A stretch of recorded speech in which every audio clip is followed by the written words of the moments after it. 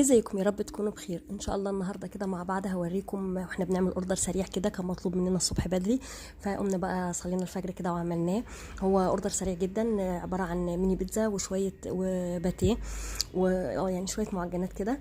تمام. طبعا الميني بيتزا احنا بنعملها كلها، احنا اللي بنعملها، حتى كمان صلصه البيتزا. طبعا لو انت عايزه بقى تعرفي وتشوفي طريقه الميني بيتزا او البيتزا عموما والصلصه بتاعت البيتزا، ان شاء الله هعمل فيديو بيهم. وطبعا يا ريت بقى لايك واشتراك في القناه لو اول مره تشوفيها، عشان خاطر تعرفي الحاجات ديت ونعملها مع بعض.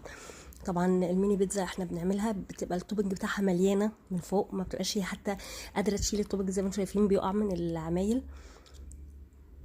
وده كان اوردر سريع كده، كان اوردر صغير كان مطلوب الصبح، فقلت بقى نعيش مع بعض الاجواء.